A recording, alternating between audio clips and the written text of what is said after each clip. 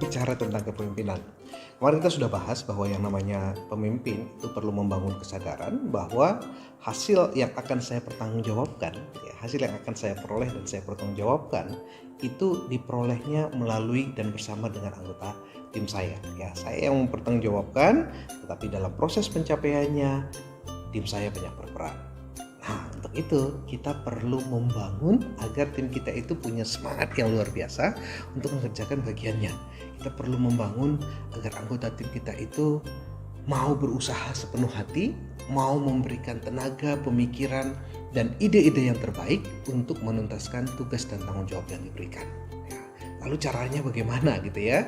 Kita akan kesulitan kalau misalnya anggota tim kita setengah hati, kalau tim kita ogah-ogahan, atau tim kita sering banyak melakukan protes terhadap kita setiap kali ada tugas, setiap kali ada hal baru yang mau disampaikan. Nah, kita perlu membawa semangat mereka, level motivasi mereka ke tingkat yang lebih tinggi sehingga mereka sepenuh hati terlibat dan mau memberikan usaha terbaiknya.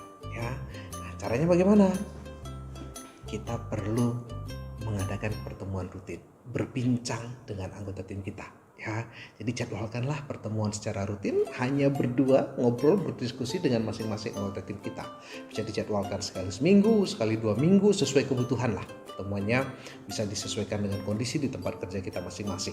Intinya adalah kita menyediakan diri untuk mendengar anggota tim kita.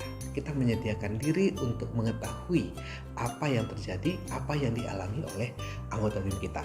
Ya, ini sering kita sebut sebagai pertemuan one on one antara atasan dengan bawahan. Ini momen di mana kita bisa berbincang, kita berdiskusi tanpa harus selalu menanya tentang tugas, tanpa harus menuntut sudah seberapa jauh pekerjaannya selesai. Kita benar-benar hanya ingin mengetahui, mendengar apa yang dialami, apa yang dirasakan, atau apa yang dipikirkan oleh anggota tim kita.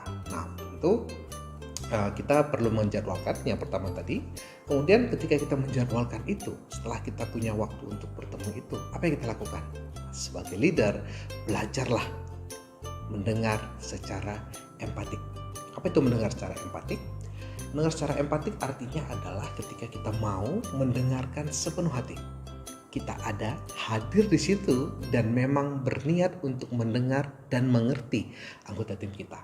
Jadi selama proses itu kita benar-benar hadir bersama anggota tim kita, ya, hadir di sana. Kemudian saya menyediakan mata, telinga, hati saya untuk mendengarkan apa yang disampaikan oleh anggota tim saya. Ya, jadi saya benar-benar mau mendengar, lalu kemudian tanpa menyela. Ini tantangan sebetulnya, karena sebagai leader seringkali kita tergoda untuk memberikan masukan, seringkali kita tergoda untuk langsung memberikan arahan gitu ya. Sekarang ditahan nih, ditahan. Tugas kita adalah kita dituntut untuk mau mendengar, hanya mendengar.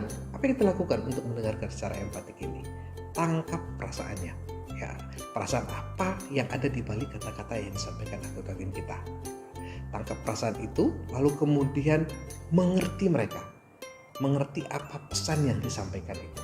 Jadi dua hal ini, tangkap perasaan, lalu kemudian mengerti mereka dengan, ya, kita usahakan untuk menggunakan bahasa mereka sendiri. Jadi ketika kita mau mengklarifikasi, ketika kita mau bertanya apa persisnya yang dia rasakan itu, kita pakai bahasa mereka sendiri. Nah, yang sering tidak kita sadari adalah bahwa mendengarkan tanpa harus memberi jawaban, tanpa harus memberikan solusi, itu seringkali lebih dibutuhkan. Ya, tapi seringkali kita menyepelekan hal itu. Cobalah sebagai pemimpin mendengarkan secara empatik, benar-benar hanya mendengar tanpa menyela. Ya, teman-teman akan merasakan bahwa orang jauh merasa lebih dihargai ketika dia didengarkan sepenuh hati, kemudian dimengerti. Solusi itu urusan nanti. Yang penting kita tunjukkan kita bisa mendengarkan secara empatik, kita sedang berusaha mengerti anggota tim kita.